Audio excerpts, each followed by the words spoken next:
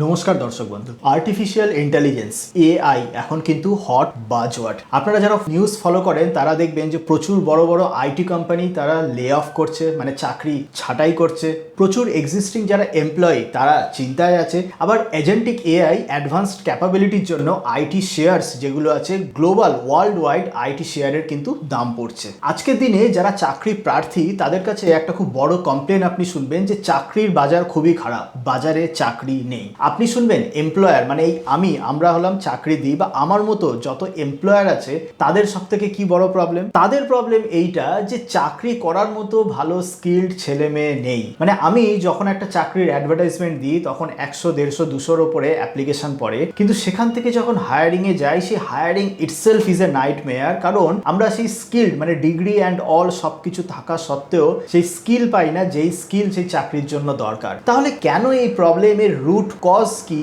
যে চাকরির প্রার্থীরা বলছে মার্কেটে চাকরি নেই আর যারা চাকরি দিচ্ছে তারা বলছে চাকরি করার জন্য স্কিলড ওয়ার্কার নেই? এই প্রবলেমটা কেন, এর রুট কজ কি, সেইটাই ভিডিওতে ডিটেলসে জানবো। কিভাবে এআই আর্টিফিশিয়াল ইন্টেলিজেন্স এই প্রবলেমটাকে আরো সাংঘাতিক করে নিয়েছে সেটা জানবো, এবং আজকের দিনে যারা জব করছেন তাদের এই এআই এর থ্রেট কেমন সেই ডিটেলস জানবো। দেখুন, আমি নিজে 2013 সালে শিবপুর থেকে আইটি নিয়ে পাশ করেছি। তো ইনফরমেশন টেকনোলজি নিয়ে পাশ করে আমি সেই ডোমেনে কোনোদিন চাকরি করিনি। সেই সময় থেকেই শেয়ার মার্কেটে চলে এসে আজকের দিনে আমরা ইকুইটি রিসার্চ অ্যান্ড অ্যানালিসিস করি। তাই আজকের দিনে আমি এই আইটি শেয়ার নিয়ে অ্যানালিসিস করছি। এই কারণে আমি আপনাদের ক্লিয়ার ওভারভিউ দিতে পারবো যে আজকের দিনে সমস্ত লোকে যারা সার্ভিস সেক্টরে বা আইটি সেক্টরে চাকরি করছেন, বা আপনার চাকরি যদি ল্যাপটপ বা কম্পিউটার বেসড হয়, তো আপনার এই আর্টিফিশিয়াল ইন্টেলিজেন্সকে কতটা সিরিয়াসলি নেওয়া উচিত, আপনার জব প্রসপেক্টে কতটা থ্রেট আছে, বা আপনাকে কিভাবে আপস্কিল করা অত্যন্ত দরকার আগামী দিনে টিকে থাকার জন্য বা প্রসপার হওয়ার জন্য, সেই সমস্ত কিছু এই ভিডিওতে বলবো। এবং ফাইনালি আমরা এটা বলবো যে আইটি কোম্পানিজ যারা শেয়ার মার্কেট ইনভেস্টর, যে শেয়ারেও যাদের আইটি শেয়ারে ইনভেস্ট রয়েছে তাদের কেন চিন্তা করা উচিত বা তাদেরকে কিভাবে সাবধান হওয়া উচিত, এই সমস্ত কিছু নিয়ে ডিটেলসে আজকের এই ভিডিও। আমি প্রসেনজিৎ পাল, আপনাদের যেমন বললাম 2013 সালে আমি শিবপুর থেকে আইটি পাস করে তারপর ফুল টাইম শেয়ার মার্কেটের ডোমেনে চলে আসি। মানে আজকের দিনে আমাদের কোম্পানি সেবি রেজিস্টার্ড ইকুইটি রিসার্চ মানে ইকুইটি অ্যাডভাইসারি বা শেয়ারের অ্যাডভাইসারি সার্ভিস প্রোভাইড করে, এবং এইচএনআই ক্লায়েন্টদের জন্য কমপ্লিট ফান্ড ম্যানেজমেন্ট সার্ভিস আমরা অফার করি। মানে equity research is our core. তো এই কারণে আজকের এই ভিডিওতে আমি প্রত্যেকের জন্য, মানে যারা চাকরি প্রার্থী তাদেরকেও যেমন কভার করব, যারা এক্সিস্টিং চাকরি করছেন তাদের কি লেভেলের থ্রেট হতে পারে এবং কি তাদের অতি অবশ্যই করা উচিত সেই ব্যাপারে কভার করব। এবং ফাইনালি যেহেতু আমরা আইটি শেয়ারস নিয়ে অলরেডি রিসার্চ করি, যেটা আমাদের পার্ট অফ প্রফেশন, তো সেই আইটি শেয়ারে যারা ইনভেস্টার্স আছেন তো সেই কোন কোন আইটি কোম্পানি থেকে সাবধান বা কি ধরনের আইটি কোম্পানি থেকে সাবধান থাকা উচিত সেই ব্যাপারেও জানতে পারবেন। প্রথমেই আমরা বেসিক প্রবলেমটা টাচ করব, সেটা হচ্ছে যারা চাকরি প্রার্থী তারা বলছে মার্কেটে চাকরি নেই, অথচ উল্টো দিকে যারা এমপ্লয়ার যারা চাকরি দিচ্ছে তারা বলছে যে চাকরি করার জন্য স্কিলড এমপ্লয়ি খুঁজতে আমাদেরকে প্রচন্ড পরিশ্রম করতে হচ্ছে। এর খুব সিম্পল অ্যান্ড বেসিক কারণ, খুব ফান্ডামেন্টাল কারণ, সেটা হচ্ছে আমাদের স্কুল কলেজের সিলেবাস। আপনারা যারা আইটি সেক্টরে চাকরি করেন তারা সকলেই জানেন যে প্রত্যেক 6 মাস 7 মাস বা প্রত্যেক 1 বছর অন্তর অন্তর আপনি যে প্ল্যাটফর্মে বা যে সফটওয়্যারে কাজ করছেন সেই সফটওয়্যারটা কিন্তু আপডেট হয়। নতুন প্ল্যাটফর্ম আসে, নতুন ফিচার, নতুন অ্যাড অন, নতুন প্লাগইন চলে আসে, সেই আপডেটেড প্ল্যাটফর্মে কাজ করতে হয়। খেয়াল করে দেখুন স্কুলের যে সিলেবাস, সেই সিলেবাস কি বছর বছর আপডেট হয় না? খুব সহজ একটা এক্সাম্পল দিচ্ছি, যারা স্টুডেন্ট বা চাকরি প্রার্থী তাদেরকে এটা খুব হেল্প করবে যে আপনারা সবাই আজকাল স্মার্টফোন ইউজ করেন। তো এই স্মার্টফোনে দেখবেন যে প্রত্যেক 2 মাস 3 মাস অন্তর অন্তর অ্যাপস যেগুলো আছে সেগুলো আপডেট হয়। প্রত্যেক 6 মাস বা 1 বছর অন্তর অন্তর কিন্তু যে অপারেটিং সিস্টেম ওএস সেটা আপডেট হয়। আপনি যদি 5 বছরের পুরনো কোনো ফোন ইউজ করেন যেই ফোনটা কোনোদিন আপডেট করা হয়নি, তাহলে কি হবে? সেই স্মার্টফোন কিন্তু প্রচুর স্লো হয়ে যাবে, প্রচুর অ্যাপ্লিকেশন সেখানে কাজ করবে না। মানে আপনি হয়তো উবের গাড়ি বুকিং করতে পারবেন না, গুগল পে থেকে টাকা পাঠাতে পারবেন না। আপডেট যদি না করেন আপনি প্রচুর অ্যাপসও ইউজ করতে পারবেন না, ফোনেও অনেক কিছু করতে পারবেন না, ওভারঅল ফোন প্রচন্ড স্লো হয়ে যাবে। তো সিমিলারলি আপনার স্কুল কলেজের সিলেবাস যখন 3 বছর 4 বছরে আপডেট করা হয় না, তখন আপনি কিভাবে এক্সপেক্ট করছেন যে স্কুল কলেজে যেটা শেখানো হচ্ছে সেইটা আপনি চাকরিতে গিয়ে সেই জিনিসটা সেই আপনার চাকরি করতে কাজে লাগবে? রিয়েলিটি হচ্ছে আজকের দিনে চাকরি করতে যেটা লাগছে সেই জিনিস স্কুল কলেজে শেখানো হচ্ছে না। যেটা আপনি স্কুল কলেজ থেকে শিখে হয়তো বড় ডিগ্রি নিয়ে আসছেন, সেই জিনিসটা চাকরির মার্কেটে আজ থেকে হয়তো 5 বছর আগে ইউজ করা হতো। তো এর বেসিক সলিউশন এইটাই যে প্রত্যেক বছর বছর সিলেবাস চেঞ্জ করা দরকার। কিন্তু প্রবলেম এইটাই, প্রত্যেক বছর বছর যদি নতুন সিলেবাস বা নতুন বই প্রিন্ট হয় তাহলে একদল স্টুডেন্ট এবং তাদের গার্জিয়ানরাই প্রোটেস্ট করতে বসে যাবে যে কেন প্রত্যেক বছর বছর আমাদের নতুন বই কিনতে হওয়া বা নতুন সমস্ত কিছু করে বইয়ের দাম অ্যান্ড অল ইনক্রিজ হচ্ছে। এই কারণেই আপনারা দেখবেন যে প্রচুর স্কুল কলেজে টপার থাকে যারা প্রফেশনাল লাইফে তেমন কিছু করতে পারে না, আবার প্রচুর মিডিওকার স্টুডেন্ট থাকে যারা প্রফেশনাল লাইফে অনেক শাইন করে অনেক উঁচু জায়গায় গিয়ে অনেক হাই স্যালারি আর্ন করতে পারে। তাই প্রথম জিনিস সমস্ত স্টুডেন্টকে এবং স্টুডেন্টসদের প্যারেন্টসকে মনে রাখতে হবে, যেহেতু প্রত্যেক বছর বছর নতুন সিলেবাস নতুন বই স্কুল কলেজে আসে না, তো তাই স্কুল কলেজে টপ করাটা is not the only criteria to succeed in professional life. Professional লাইফে চাকরির বাজারে বা বিজনেসের মার্কেটে সাকসেসফুল হতে গেলে আপনাকে স্কুলে টপ করা ছাড়াও আরো অনেক অ্যাড অন লাগবে। নেক্সট যে ন্যাচারাল কোশ্চেন আসছে যে তাহলে কি স্কুল কলেজে টপ করে কোনো লাভ নেই, বা আইআইটি আইআইএম বা টপ স্কুল ইউনিভার্সিটিতে মানে পড়াশোনা করে কোনো ভ্যালু নেই? না, টপ ইউনিভার্সিটি কলেজে পড়ার ভ্যালু আছে, কিন্তু যেটা আপনি যেমনটা ভাবছেন তেমনটা না, অন্যভাবে সেটা হাইলি ভ্যালুয়েবল। কিভাবে? আবার আমি আমার খুব ইজি এক্সাম্পল যদি আপনাদের দিই, আমি নিজে যেমন বললাম শিবপুর থেকে পাস করেছি, পাস করে দেন আইটি নিয়ে আমি কিছু পড়িনি, দেন আমি আমার প্রফেশনাল লাইফে চলে এসেছি শেয়ার মার্কেট, যেটা কমপ্লিটলি ডিফারেন্ট। স্টিল আমি বলবো শিবপুরের একটা অনেক বড় অবদান ছিল। সেইটা কেমন? এই রকম দেখুন, আমি ছিলাম একজন বাংলা মিডিয়ামের স্টুডেন্ট, মানে যখন ফার্স্ট ইয়ারে কলেজে গিয়ে ইংলিশে পড়ানো হতো অ্যান্ড অল, তখন সমস্ত কিছু মাথার ওপর থেকে যেত। তো সেই সময় একটা গুড জিনিস আমার সঙ্গে যেটা হয়েছিল, আমার একটা নন বেঙ্গলি ফ্রেন্ড ছিল যে অবভিয়াসলি বাংলা বলতে পারতো না, তো সে হিন্দি অ্যান্ড ইংলিশে, তার সঙ্গে আমি হিন্দি ইংলিশ ইন্টারাক্ট করতে করতে হিন্দি এবং ইংলিশ বলার অনেক কনফিডেন্স কিন্তু তার সাথে আসে। মানে কি বলতে চাইছি আমি এটা বুঝুন, যে টপ আইআইটি আইআইএম বা টপ যত আপনি ইঞ্জিনিয়ারিং মেডিকেল বা যা কলেজ দেখছেন, সেখানে যেটা হয়, যেহেতু সেই সমস্ত জায়গায় যে স্কুল লেভেলে যারা টপ করে, টপ 10 এর মধ্যে স্টুডেন্ট থাকে, তারা সমস্ত আসে, তো সেখান থেকে আপনার একটা নেটওয়ার্কিং এফেক্ট ভালো হয়। মানে অনেক যদি ভালো স্টুডেন্টদের সঙ্গে থাকেন, বা আপনি যদি সাধু সঙ্গে সাধুবাস যেই কথাটা আছে, তো এই নেটওয়ার্কিং এফেক্ট, এই ফ্যাক্টরের জন্য আপনার টপ স্কুল বা টপ কলেজ বা টপ ইউনিভার্সিটির ভ্যালু। এবং সেইখান থেকে আপনি যখন পাস আউট করবেন, আপনার একটা অ্যালামনি নেটওয়ার্ক থাকবে, আপনি অনেক এন্টারপ্রেনারশিপ বা বিজনেস বা চাকরি সেই সমস্ত জায়গাতেও আপনার সুবিধা হবে। তো তার মানে বুঝতে পারছেন, এমন নয় যে আইআইটি আইআইএম এর যে সিলেবাস বা যেই পড়ানো হয় সেইটা একটা মিডিওকার কলেজের থেকে হিউজ ডিফারেন্স হচ্ছে ইজ দ্য মানে আপনার যে নেটওয়ার্ক, আপনি যেই সমস্ত স্টুডেন্টদের সঙ্গে থাকছেন, যাদের সঙ্গে ওঠা বসা করছেন, আপনার যে অ্যালামনি নেটওয়ার্ক তৈরি হচ্ছে, সেই জিনিসটাই আপনার প্রফেশনাল লাইফে আপনাকে এগিয়ে নিয়ে যায়, নট যেটা আপনি বই পড়ে মুখস্থ করে যেটা শিখছেন। সুতরাং মনে রাখবেন, আপনারা যারা ভাবছেন যে কোনো কলেজ থেকে এমবিএ পড়লেই আমি মোটামুটি আমার চাকরি পাওয়া উচিত, সেই দিন কিন্তু চলে গেছে। এমবিএ হোক বা যে কোনো master degree is not sufficient enough to secure a good job. এবং এখান থেকেই আমরা এরপরে চলে যাব যেটা আর্টিফিশিয়াল ইন্টেলিজেন্স এআই থ্রেট। মানে এতক্ষণ যেটা বললাম সেটা মেইনলি আপনি যদি স্টুডেন্ট থাকেন বা স্টুডেন্টসের যাদের প্যারেন্টস, তাদের জন্য হেল্পফুল। এবার আমরা চলে যাব যে ডাইরেক্ট যারা কাজ করছেন, মানে যারা এক্সিস্টিং এমপ্লয়ি, যারা ইকুইটি ইনভেস্টর, তাদের জন্য এআই থ্রেট বা আর্টিফিশিয়াল ইন্টেলিজেন্স থ্রেট। আজকের দিনে আপনারা বেশিরভাগই চ্যাট জিপিটি হোক, জেমিনি হোক বা পারপ্লেক্সিটি যে এআই প্ল্যাটফর্ম, সেগুলো কিন্তু আমরা সকলেই কম বেশি ইউজ করে থাকি। তো আমরা জানি তাদের কি ক্যাপাবিলিটি, এবং সবার আগে আপনাকে বুঝতে হবে যে থ্রেটটা কিসে, চাকরিতে থ্রেটটা কিসে। দেখুন, খুব সহজ বাংলায় যদি বলি, এতদিন মানে আপনি চ্যাট জিপিটি, জেমিনি বা পারপ্লেক্সিটি যে এআইতে যেটা আপনারা এতদিন করছিলেন, সেটা এই রকম, আপনি একটা রাফ কিছু লিখে দিলেন, আপনি বললেন একটা খুব সুন্দর ইমেল ড্রাফট করে দিতে, সে ইমেল ড্রাফট করে দিল। আপনি একটা বড় এসে দিয়ে দিলেন, আপনি এআই কে বললেন সেটাকে ভালো করে ট্রান্সলেট করে দিলে, সে সেটা ট্রান্সলেট করে দিল। এখন এআই কিন্তু আরো অ্যাডভান্সড হয়ে গেছে, মানে জেনারেটিভ এআই এর পরে চলে এসেছে এজেন্টিক এআই। এজেন্টিক এআই জিনিসটা কেমন, খুব সহজ বাংলায় যদি আমি বলি, সেটা অনেকটা এই রকম। এতদিন এআই আপনার জন্য একটা ভালো জব অ্যাপ্লিকেশন লেটার লিখে দিত, এখন এআই এর ক্যাপাবিলিটি চলে এসেছে আপনার মাউস বা আপনার কিবোর্ডকে কন্ট্রোল করে কিভাবে, যে ধরুন আপনি বলবেন যে আমি চাকরির অ্যাপ্লিকেশন করব, এআই কি করবে, সেই রোলের জন্য আপনি অ্যাপ্লিকেশন করছেন, সেই রোলে সারা ভারতে কত চাকরির ওপেনিং আছে সেই সমস্ত কিছু খুঁজে বার করবে, সেই সমস্ত ওয়েবসাইট বা সেই সমস্ত কোম্পানির এইচআর এর কি ইমেল আছে সেই ইমেল খুঁজে বার করে দেবে, সেই ইমেলে মানে এক একটা এমপ্লয় বা এক একটা কোম্পানির বেসিসে আপনাকে কি ইমেল লিখতে হবে, কিভাবে অ্যাপ্লিকেশন করবেন, সেই সমস্ত করে কিন্তু ইমেল পাঠিয়ে দেবে। এই যে পুরো ক্ষমতাটা, এই ক্ষমতাটা কিন্তু আজকে এজেন্টিক এআই করে দিতে পারছে। মানে এআই খালি আপনাকে ইমেল লিখে দেওয়া বা ভালো প্যারাগ্রাফ লিখে দেওয়া নয়, তার সঙ্গে আরো যে সমস্ত কাজ যেগুলোর জন্য মাউস বা কিবোর্ডের ইউজেস লাগে, সেই জিনিসটা কিন্তু আজকের দিনে এআই করছে, এবং যত দিন যাবে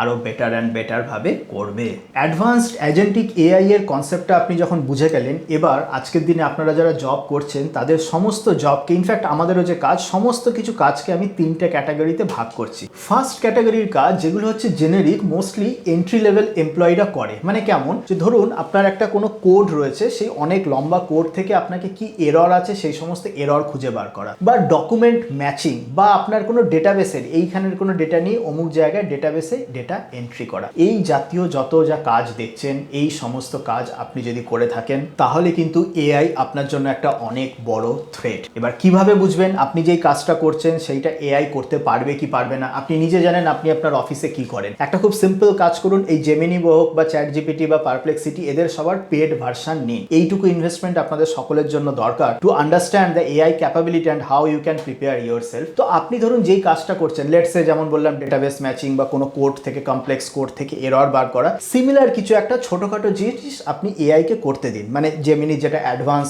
3 প্রো বা পারপ্লেক্সিটি যেটা টপ মডেল আছে, সেই সমস্ত এই সমস্ত যে এআই আপনার যেটা ইন জেনারেল নর্মাল যে সমস্ত এআই এখন পাবলিকদের জন্য অ্যাভেলেবেল আছে, তো সেই সমস্ত এআই কে আপনি এক্সিস্টিং যে জব করছেন তার কিছু একটা পার্ট করতে দিন। যদি দেখেন যে এআই সেই কাজ করতে পারছে, তো তাহলে আপনার জব কিন্তু একটা হিউজ রিস্কে আছে। যেমন বললাম, এজেন্টিক এআই কিন্তু সমস্ত কিছুকে রিপ্লেস করবে। যে প্রবলেম যেটা হবে সেটা হচ্ছে আপনার স্ট্যাগনেন্সি চলে আসবে আপনার চাকরিতে। স্ট্যাগনেন্ট ভাব এমন নয় যে কালকেই আপনাকে কোম্পানি ছাঁটাই করে দেবে বা 2 বছর পরে ছাঁটাই করে দেবে, যেটা হবে আপনার স্যালারি বাড়বে না, এবং এইটা কিন্তু অলরেডি হচ্ছে। একটা খুব এক্সাম্পল দিলে বুঝতে পারবেন, দেখবেন সেই 2013-তে আমরা যখন আইটি নিয়ে পাস করেছি, সেই সময় একটা এন্ট্রি লেভেল স্যালারি, ফ্রেশারদের স্যালারি যা ছিল, আজকের দিনেও সেই একই রকম আছে। প্রচুর নিউজে এইটা নিয়ে কভার হচ্ছে, যে এমনও বলছে যে আইটিতে যারা বেসিক মানে এন্ট্রি লেভেলের স্যালারি, তার থেকে একটা আরবান কোম্পানি যারা প্লাম্বার, সে বেশি আর্ন করছে। কেন এটা হচ্ছে? কারণ এন্ট্রি লেভেল যারা ফ্রেশার আছে তারা যেই কাজগুলো করছে এখন কিন্তু অলরেডি এআই সিমিলার কাজ অনেক কম সময় আরো বেটার ওয়েতে করতে পারছে। তো over a period of time 2 বছর 3 বছর স্ট্যাগনেন্সি যখন চলে আসবে আপনার কোম্পানিতে, আপনার যখন স্যালারি ইনক্রিজ হবে না, তখন আপনাকে বাধ্য হয়ে জব ছেড়ে দিতে হবে, বা আপনি বাধ্য হবেন, মানে কোম্পানি অলমোস্ট বাধ্য হবে আপনাকে লে অফ করতে। তো এইটা হয়ে গেল আপনাকে ফার্স্ট ক্যাটাগরি, এবং এই ক্যাটাগরিতেও আপনাদের কি করা উচিত সেই সমস্ত কিছু আমরা পরে বলছি। এবার চলে আসি সেকেন্ড ক্যাটাগরির কথায়, যারা একটু মিডিয়াম লেভেল এমপ্লয়ি। মানে কি, ধরুন আপনি কোনো প্রজেক্ট, মানে কোম্পানির আইটি সফটওয়্যারে আপনারা জানেন সব প্রজেক্ট বেসড ওয়ার্ক হয়। আপনি ধরুন কোনো একটা প্রজেক্টকে লিড করছেন, বা আপনি ধরুন সেলস ডিপার্টমেন্টে রয়েছেন, বা আপনি ধরুন মার্কেটিং ডিপার্টমেন্টে রয়েছে। তো এই যে হাইব্রিড কাজ, এই হাইব্রিড কাজগুলো এইরকম, মানে প্রজেক্ট লিড করা মানে আপনাকে কোনো ক্লায়েন্টের প্রজেক্টটা বুঝতে হবে যে হ্যাঁ, ক্লায়েন্ট আমার এই এই সফটওয়্যার চাইছে, এই এই ফিচার চাইছে, এই সমস্ত ফিচার আপনাকে বুঝে দেন আপনি কি করছেন, অ্যালোকেট করছেন, যে আপনার এই টিম মেম্বারকে এটা অ্যালোকেট করছেন, এই টিম মেম্বারকে আলাদা অ্যালোকেশন করছেন। এই সমস্ত অ্যালোকেশন করে দেন আপনারা ডিসাইড করছেন যে কোন ফ্রেমে এই কাজটা করা হবে, দেন অ্যাকর্ডিংলি সেইভাবে কোডিং হচ্ছে। বা আপনি যদি মার্কেটিংয়ে থাকেন, সেই রকম কিছু ডকুমেন্টস, মানে marketing presentation and all, PPT and all prepare করে প্রসপেক্টিভ ক্লায়েন্টদেরকে পাঠাচ্ছেন। তো এখানে আপনাদেরকে মনে রাখতে হবে, এই লেভেলের যারা আছেন তাদের জন্য ইমিডিয়েট জব রিস্ক নেই, কিন্তু তাদের জন্য কম্পিটিশন প্রচুর বাড়তে চলেছে যদি না আপনি এআই কে অ্যাডপ্ট করেন। মানে এই ক্যাটাগরিটা কি হবে, যত দিন যাবে তত এআই অ্যাডপশন বাড়বে। এআই কে অ্যাডপ্ট করে আরো মোর এফিশিয়েন্টলি, আরো কুইকলি মানুষ কিন্তু এই কাজগুলো করবে। মানে লেটস সে ফর এক্সাম্পল, এখন কি হচ্ছে, আপনি একটা প্রজেক্ট পেলেন, আপনি নিজে ডিসাইড করলেন এইভাবে বানাবেন, বানিয়ে আপনি কোনো 4টে এমপ্লয়িকে দিলেন সেই কাজগুলো করার জন্য। তারপরে কি হবে, আপনি মানে আপনার টিমে এখন যেই কাজটা করতে 10টা এমপ্লয়ের দরকার, আগামী দিনে সেই একই কাজ করতে 5 জনের দরকার হবে, কারণ অনেক কাজ এআই করে দেবে। মার্কেটিংয়ে যারা রয়েছেন, এখন যেমন আপনি পিপিটি বানাচ্ছেন, একটা ভালো কোনো ইমেজ বা ভালো কন্টেন্ট বানাচ্ছেন, তো তারপরে কি হলো, পিপিটি হয়তো এআই, এজেন্টিক এআই আরো বেটার ভাবে বানিয়ে দেবে। তো এই হাইব্রিড এই অপশনে যারা আছেন, তো তাদের কোম্পানি যদি এআই অ্যাডপ্ট নাও করে, আপনি প্রাইভেটলি মানে আপনি আপনার নিজেকে রিলেভেন্ট রাখার জন্য এআই নিয়ে পড়াশোনা করুন। এআই কিভাবে আপনি যে কাজগুলো করছেন আরো তাড়াতাড়ি আরো বেটার করে দিতে পারবে, সেগুলোকে শিখুন, so that you can stay ahead of the curve. Third ক্যাটাগরির কাজ, সেটা একটু নিচ, এবং সেটা হলো থিঙ্কিং বেসড জব। মানে খুব সহজ এক্সাম্পল ধরুন ডক্টরস, লয়ার্স, বা এই যে আমাদের মতো যারা ইকুইটি অ্যানালিস্ট। তো এইখানে আমি একটা ফর এক্সাম্পল দিচ্ছি, আমরা কি করি, শেয়ার রেকমেন্ডেশন করি, ফান্ড ম্যানেজমেন্ট করি। তো আজকে এই যে শেয়ার শেয়ার রেকমেন্ডেশন, আজকে আপনি চ্যাট জিপিটিকে জিজ্ঞেস করুন যে আপনাকে 5টা শেয়ারের নাম বলুন যেটা আগামী দিনে ভালো রিটার্ন দেবে, চ্যাট জিপিটি বলে দেবে। কিন্তু এই জায়গাগুলোকে হিউম্যান মানে রিপ্লেস করাটা একটা কারণের জন্য খুব মুশকিল, সেটা হচ্ছে লায়াবিলিটি রিস্ক। লায়াবিলিটি রিস্কটা কেমন, মানে ধরুন কারুর 50 লাখ সে শেয়ার মার্কেটে ইনভেস্ট করতে চাইছে, তো সে ধরুন চ্যাট জিপিটি থেকে ফ্রিতে সে 10খানা শেয়ারের নাম পেয়ে গেল। এবার কি হবে, সেই 10টা শেয়ারের মধ্যে হয়তো 6টা চললো, 4টে চললো না। সে বলবে ঠিক আছে, আমি যদি কোনো হিউম্যান অ্যানালিস্টের কাছে যাই, সেও তো এইরকম 10টা যাবে, 4টে চলবে না, এইরকম জিনিস হবে, তো হোয়াই নট আমি এআইতে যাবো। কিন্তু মুশকিলটা এখানে এইটা হবে, যখন তার লস হবে বা যখন শেয়ারের দামটা পড়ে গেল, সে ভাবতে পারছে না সে আরো ইনভেস্ট করবে না করবে না, বা সে কিন্তু কাউকে ধরতে পারবে না, মানে সে এআই কে ডাইরেক্ট এআই এর এগেনস্টে ডাইরেক্ট কমপ্লেন করতে পারবে না যে এআই এর কারণে আমার লস হয়েছে, এখন আমাকে টাকা রিকভার করতে হবে। এই কারণে হিউম্যান মানে যে লায়াবিলিটি প্রোটেকশন বা যে একজন মানুষ চাই যে চলুন আমার এই কোম্পানির জন্য আমার লস হয়েছে, আমি এবার এর এগেনস্টে আমি রেগুলেটরের কাছে কমপ্লেন যাব, বা একে আমি লায়াবেল করতে পারবো, বা একে আমি জিজ্ঞেস করতে পারবো so this happened, so now you are liable for this. তো এই লায়াবিলিটি প্রোটেকশন এই নিজ কাজগুলোতে কিন্তু কখনোই আসবে না। মানে একজন যে লয়ার, সে লয়ার এআই এর হেল্পে অনেক বড় বড় লিগাল ডকুমেন্টকে ইজিলি অনেক তাড়াতাড়ি লিখে নিতে পারবে, কিন্তু at the end of the day যখন সে জাজের সঙ্গে যখন সে ফাইট করবে বা যে কেসটা প্রেজেন্ট করবে, তাকে নিজেকে তার নিজের মাথা দিয়ে ইউজ করতে হবে।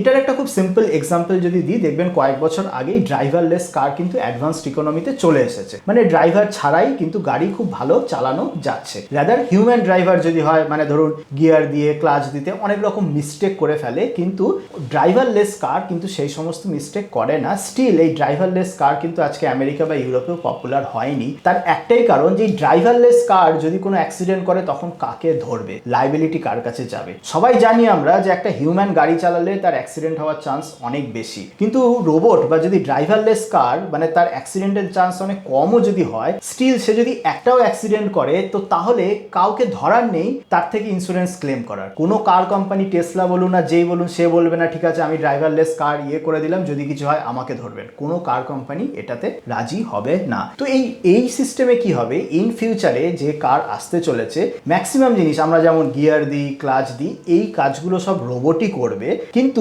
একজন মানুষ সেটাকে মনিটর করবে যাতে করে সেই মেশিন বা সেই রোবট কিছু ভুল না করে। তো আলটিমেটলি ফিউচার এই রকম হতে চলেছে। এজেন্টিক এআই বা অ্যাডভান্স রোবট আপনি যাই বলেন না কেন, টেকনোলজি অ্যান্ড অল সমস্ত জিনিসই কন্ট্রোল করবে, কিন্তু একটা মানুষ হিউম্যান প্রেজেন্স লাগবে সেইটাকে ঠিকঠাক মনিটর করার জন্য, কিছু যদি হয়ে যায় লায়াবিলিটি নেওয়ার জন্য। তো এই কারণে এই থার্ড ক্যাটাগরি যে সমস্ত কাজ আছে, বা আপনারা নিজেরাও ভেবে দেখুন আপনি যে কাজ করছেন, মানে লেটস সে আপনি ধরুন এমন একটা প্রজেক্ট বা এমন সফটওয়্যার বানাচ্ছেন যেটা ব্যাংকিং ইন্ডাস্ট্রিতে লাগে, তো এই ব্যাংক কখনো 100% রোবট বা 100% এজেন্টিক হয়ে যাবে না। এর কারণে এটা ব্যাংকের একজনকে চাই যে ভুল হলে তাকে লায়াবেল করার জন্য। মানে ধরুন ব্যাংক যাদেরকে লোন দিচ্ছে, যে ধরুন লোন অফিসার যে এই ক্রিটিক্যাল ডিসিশনটা নিচ্ছে যে একে লোন দেবো হ্যাঁ কি না, এইখানে কিন্তু একটা হিউম্যান লাগবে। কিন্তু যে লোন অফিসার তার নিচে একদম নিচু লেভেলের যে কাজগুলো রয়েছে, যে একজন কাস্টমারের প্রোফাইলকে রেডি করা, তার কি সেই চেক করা, এগুলো কিন্তু আস্তে আস্তে এআই কে রিপ্লেস করতে চলেছে। এজেন্টিক এআই কিন্তু এই কাজগুলো করে